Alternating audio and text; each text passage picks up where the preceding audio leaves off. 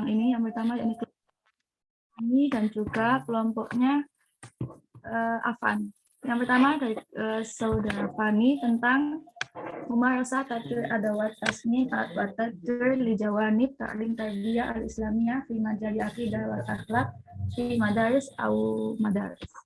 Ya, kepada saudara Fani, silakan. Baik, suara saya apakah terdengar? Ya. Untuk videonya bisa muncul nggak, Mbak Farah? Wajah. Halo? Muncul. Tapi yang record ini Misbah. Oh iya, nggak apa-apa. Muncul. Ya. Oke, langsung saja saya mulai. Assalamualaikum warahmatullahi wabarakatuh. Alhamdulillahirabbil alamin. Innal hamdalillah nahmaduhu wa nasta'inuhu wa nastaghfiruh wa na'udzu billahi min syururi anfusina wa min sayyiati a'malina may yahdihillahu fala mudilla lahu wa may yudlil fala hadiyalah. Asyhadu an la ilaha illallah wahdahu la syarika lah wa asyhadu anna Muhammadan abduhu wa rasuluh la nabiyya wa rasulah ba'da. Fi hadhil fursah as-saminah wa lan atakallama baina aidikum awadda an ashkura ila ra'is jalsah allati qata'atni fursatan ya ma baina aidikum bisya'ni mumarasatu tatwir adawatu tasmim wa tatwir di jawani bi ta'lim at-tarbiyah al-islamiyah fi majalil aqidatul wal akhlaq fil madaris wal madrasah. Nah, pembahasan saya pada kali ini akan membahas mengenai praktik menyusun perangkat desain dan pengembangan pembelajaran PAI aspek akidah akhlak sekolah atau madrasah. Next.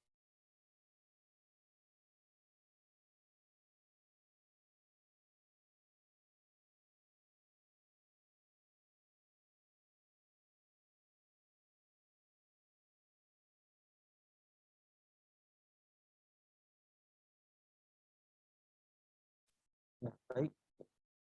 Yang pertama yaitu al-mu'assasatut falasifah fi ta'limil aqidah wal akhlak. Landasan filosofi pembelajaran akidah akhlak.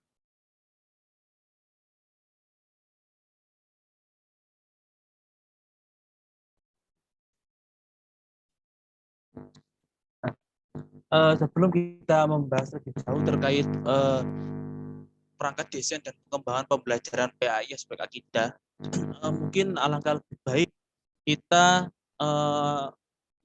mengetahui terlebih dahulu landasan filosofi serta keterkaitan antara akidah dan akhlak itu sendiri.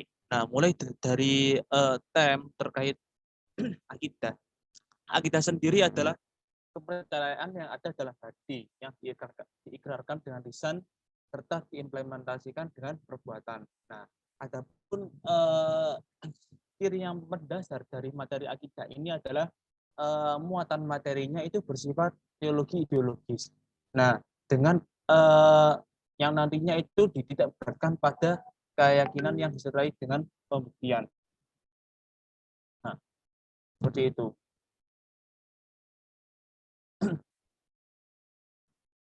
Jadi inna khosaisul maddatul lati yaqtawiha al-aqidah hiya maddatul ideologiyat la haqiyah ma'at aqidi lal iman al-mashuban bil adillah.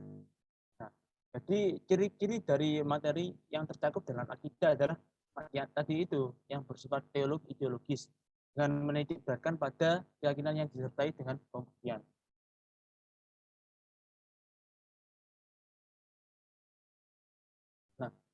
Nah, wathani yakni alimul akhlaq asyarifah mustamidatun min as-sadiril ra'isiyah lil muslimina wa hiya al-Qur'an wa hadithun an-nabi wa kadzalika al-a'rafu al-islamiyah.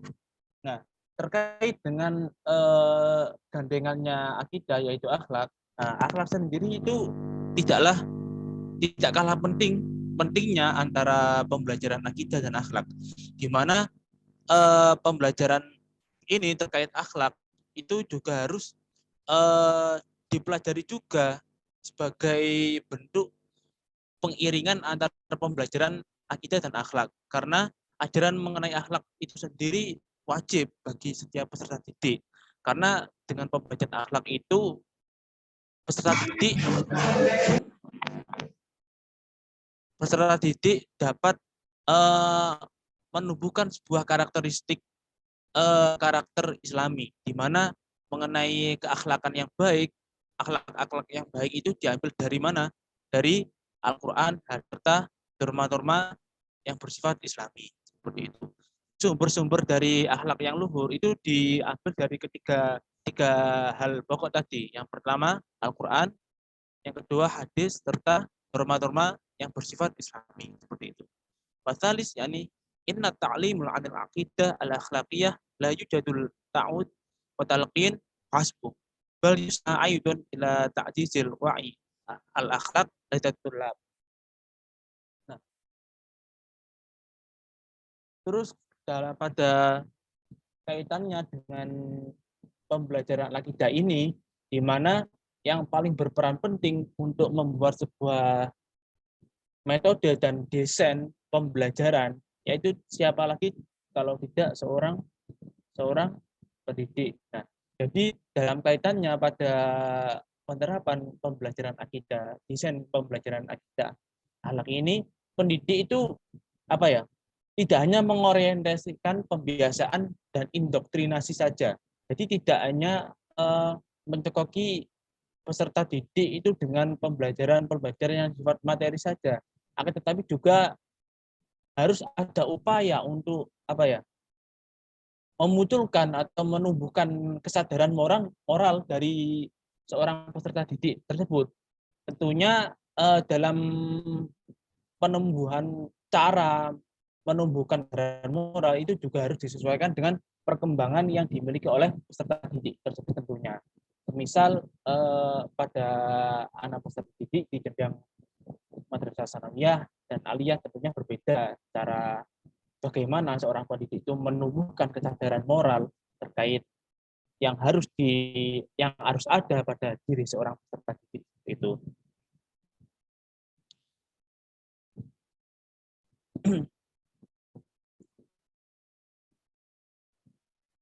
Nah, kemudian innal maudu'al seperti ini.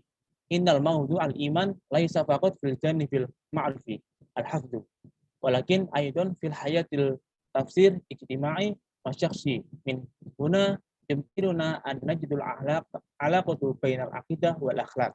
Nah, persoalan akidah juga tidak hanya dalam ranah kognitif saja, akan tetapi juga dalam hal bagaimana upaya seorang pendidik mengajak peserta didik untuk menghayati dan memaknai secara sosial dan personal. Dari sinilah kita dapat menemukan hubungan antara akidah dan akhlak. Jadi perlu diketahui bahwa akidah itu kan materi rata-rata yang sifatnya dihafal terkait sifat Allah, siapa yang harus dipercayai, Tuhan itu berapa. Itu kan sebagian besar menunjukkan materi-materinya itu ranahnya kognitif. Akan tetapi hal tersebut seharusnya juga dikaitkan dengan satunya gandengannya yaitu akhlak, di mana cara untuk mengkorelasikan antara akidah dan akhlak ini dengan cara mendampingi seorang peserta didik agar mampu menghayati dan memaknai nilai-nilai yang ada dalam pendidikan akidah ini sehingga muncullah sebuah disiplin ilmu terkait cara penerapannya, yang mana hal itu akan berimbas pada terbentuknya sikap yang terpuji, yang mana dalam hal ini disebut dengan pembelajaran akhlak dari peserta didik tersebut. Kemudian next.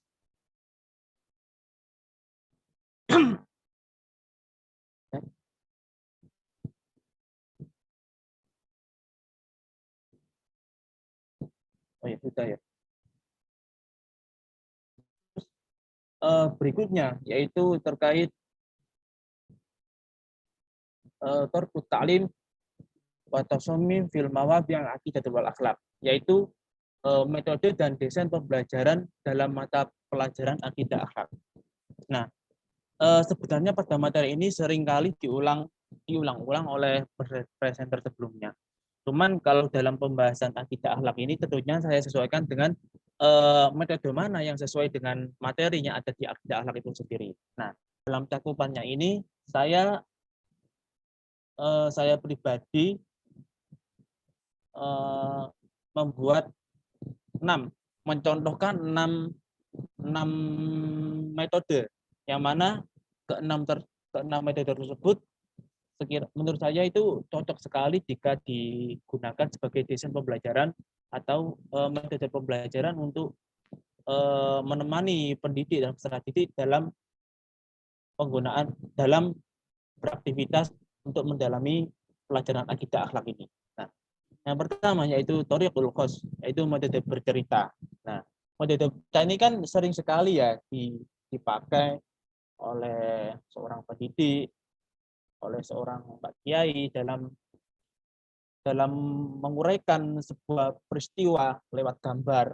Terus kemudian gambar tersebut kalau dalam pendidikan formal di sekolah ditampilkan gambar, kemudian seorang pendidik itu mulai menjelaskan terkait apa sih yang makna yang terkandung dalam gambar tersebut, terus apa alur ceritanya nanti ke depan itu seperti apa, sehingga dengan gimana seorang tentunya juga menambahi kata-kata yang apa ya, yang sekiranya dapat menarik peserta didik untuk selalu memperhatikan apa yang diceritakan ini, sehingga dalam hal ini kemampuan peserta didik dalam menghayati materi yang disampaikan itu bisa masuk dengan sepenuhnya, jadi tidak mudah hilang, sehingga pembelajaran dikatakan menarik seperti itu. Nah, metode bercerita ini juga sebagai alternatif hampir seluruh pokok pembahasan. Hal ini dikarenakan selain aspek kognitif, tujuan dari tampil ini adalah aspek afektif yang secara garis besar berupa tertanamkannya akidah serta pengalaman peserta didik di kehidupan sehari-hari. Nah, contoh materi yang bisa menggunakan metode ini seperti materi tentang kisahnya Luqman Al-Hakim. Ini materi akidah MTS. Yang mana ketika itu kan Luqman Al-Hakim memberikan hajat kepada anak-anaknya. Jadi pas materi ini seorang pendidik itu bercerita terkait Luqman Al-Hakim. Nah, yang kedua, yakni thariqul muhadharah, itu metode ceramah. Nah, metode ceramah ini sangat umum ya digunakan di sebuah lembaga pendidikan, entah itu yang formal, informal ataupun non. Nah, contohnya ya banyak sekali, kan hampir semua materi pelajaran itu tak lepas dengan metode ceramah. Dan saya kira dari teman-teman juga sudah banyak yang tahu.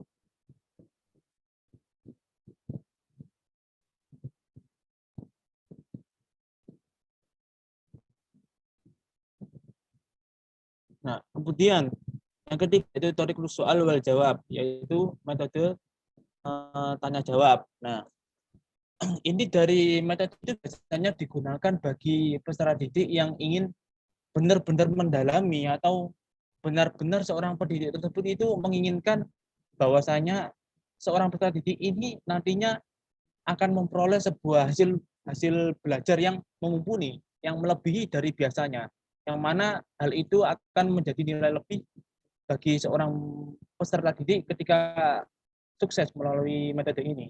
Nah, kan biasanya metode tanya jawab itu diutarakan atau seorang guru menunjuk siswa untuk ditanyai suatu pertanyaan, yang mana ketika dikasih beberapa waktu, terus kalau data peserta didik tersebut gagal, maka langsung dialihkan peserta didik lainnya. Jadi cepat-cepatan seperti itu. Jadi biasanya itu metode ini digunakan sebagai upaya nanti peserta didik nantiku akan ditandingkan, entah itu diadakan suatu perlombaan, maka akan dilatih untuk menggunakan metode ini, metode tanya jawab, sebagai upaya untuk melatih kecerdasan otak dan intelektual dari seorang peserta didik itu sendiri. Itu. Nah, berikutnya yang keempat yaitu thariqatul daramal al-ijtimai, itu metode sosiodrama. Nah, saya kira juga sudah tahu sendiri kalau drama itu kan sebuah pementasan, yang mana pementasan itu tidak lepas dari istilah dramatisasi, yang awalnya tingkah lakunya itu biasa biasa saja, kemudian didramatisasikan menjadikan penampilan yang ditampilkan itu lebih menarik lagi. Yang mana dengan tujuan agar yang melihat ini pada tahu gitu loh, benar-benar apa istilahnya, benar-benar memperhatikan materi yang diulas tadi itu. Nah, contohnya metode ini bisa dimasukkan dalam materi adat di madrasah, mengunjungi orang sakit, takziah serta ziarah kubur. Nah, contoh lain materi kisah Siti Maisaroh serta sahabat-sahabat Nabi. Nah, yang kelima yaitu metode demonstrasi atau thariqatul arb. Ini model penyajian materi dengan cara memperagakan objek yang tengah dibahas itu di depan peserta didik. Nah, di mana yang nantinya seorang peserta didik ini akan mengamati dengan baik terkait apa yang sesuatu yang didemonstrasikan oleh pendidiknya. Contohnya apa? Pada praktek sholat, manasik haji, bertutur kata yang baik dan lain sebagainya. Nah, yang keenam yaitu tadi betul la'abul adwar, yaitu metode bermain peran. Nah, pada metode bermain peran ini kan seseorang itu memperagakan atau menjiwai karakter orang lain, atau bisa juga saling bertukar peran. Contohnya ya pada kasus itu adab terhadap guru atau adab terhadap sesama, di mana nanti dijadikan sebuah penampilan adab, ada yang peserta didik yang menjadi murid, ada yang menjadi guru, terus diperankan.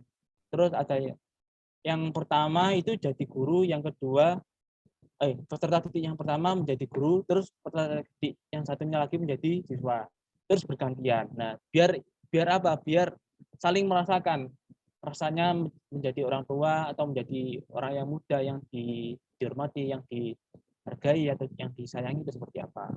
Seperti itu. Nah, next. Nah, berikutnya yaitu proses ijra'atu ta'limul aqidah wal akhlak. Itu prosedur pembelajaran akidah akhlak. Nah, ini ada tiga ya, ada tiga yang biasanya. Yang pertama itu ada pembukaan, inti, dan penutup. Ya.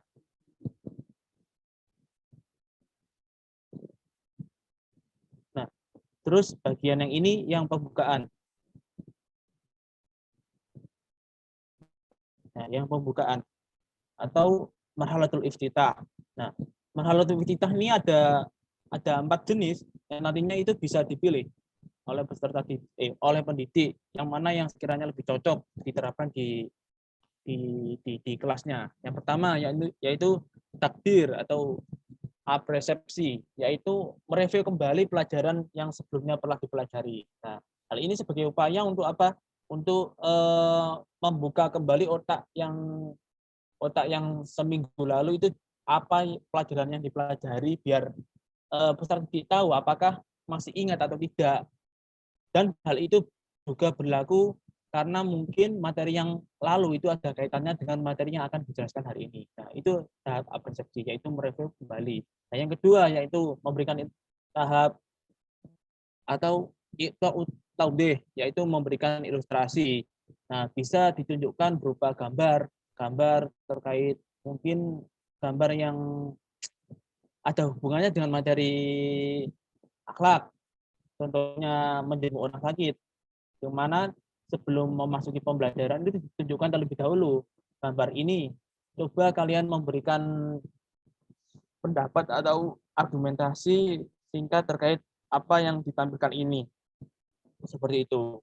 Nah, yang ketiga, idkarul halah, yaitu mengutarakan kasus atau memberikan kasus. Nah, contohnya saja ya, kasus LGBT.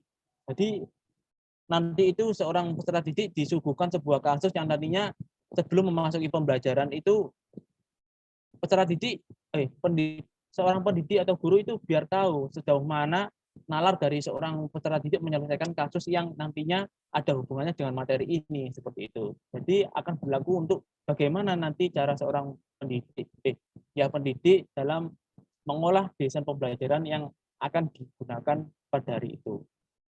Yang keempat, yaitu i'ta'ul ikhtibar al-uli, yaitu pemberian pretest. Nah, pretest ini ya seperti biasa, seperti memberikan soal sebagai upaya untuk mengetahui sejauh mana pemahaman peserta didik dalam mengetahui materi yang akan dibahas. Jadi biar tahu guru itu ancang-ancangnya seperti apa nanti batasan kemampuan yang dimiliki oleh peserta didiknya.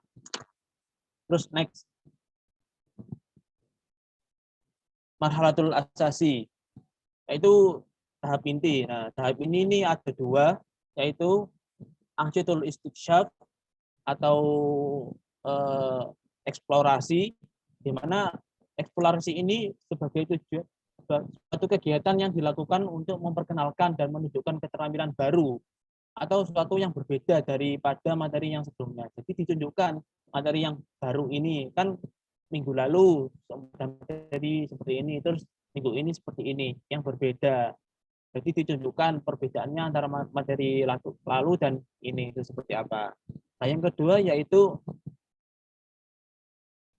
ansyitul tauhid, yaitu konsolidasi. Nah, konsolidasi ini sebuah aktivitas pendampingan yang dilakukan oleh seorang pendidik guna mendampingi peserta didiknya agar apa? Agar peserta didik itu mampu beraktif dalam pembelajaran berlangsung. Jadi enggak proses pembelajaran itu enggak berjalan satu arah dari peserta dari pendidik saja, tetapi dua arah, dari pendidik ke peserta didik ke pendidik, seperti itu. Jadi saling aktif. Nah, terus yang terakhir itu tahap penutup. Next. Terakhir. Nah, tahap penutup itu ada dua sih kegiatannya. Yang pertama yaitu muhimmah, yaitu pemberian tugas, dan yang terakhir adalah penyampaian materi yang akan dipelajari minggu depan. Nah, jadi pemberian tugas ini sebagai upaya sejauh mana pemahaman seorang peserta didik dalam memahami materi yang telah diajarkan ini, sejauh mana, seperti itu. Next. Nah, mungkin hadam ini aktafi bihadzal kalam asy-syukru li sudah teman-teman wa syukran ala husni istimamikum. Wassalamualaikum warahmatullahi wabarakatuh. Mohon maaf pada teman-teman. Iya, ini link Zoom-nya udah tinggal beberapa menit lagi, udah mau habis, jadi kita pindah link Zoom yang baru ya.